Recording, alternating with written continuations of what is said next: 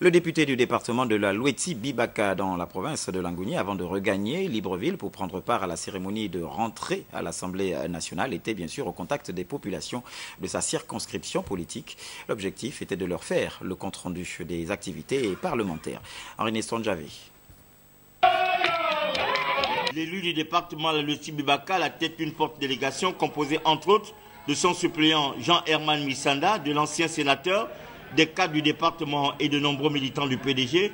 Partout où il est allé, de Malinga en passant par Mukwanya, Benga, Mamba, Baposo, Mambonga et Libinda, l'honorable Philippe Zégué Maïla, heureux d'être à nouveau parmi les siens à aborder les différents textes de loi votés à l'Assemblée nationale, notamment ceux à caractère social, en insistant sur la loi portant protection de la veuve et de l'orphelin.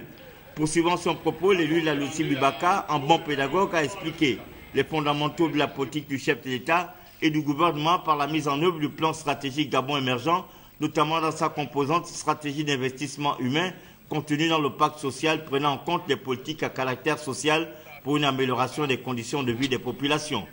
Revenant sur l'investissement relatif au développement de la contrée, le député a rassuré de ce que les travaux de construction de la perception de Malinga vont reprendre très bientôt. Mais pour ce qui est du barrage hydroélectrique, sans faux fuyant et démagogie aucune, l'orateur a tenu à préciser que le gouvernement de la République est en train de chercher les financements pour que ce micro-projet sur la rivière Bikaba, 17 km de Malinga, aille à son terme.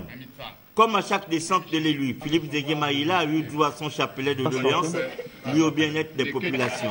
Entre autres questions préjudicielles et urgentes, les travaux de réfection des axes routiers Bigou-Malinga et Ribé-Malinga en piteux état, la couverture totale du département en télécommunications et la construction du centre médical.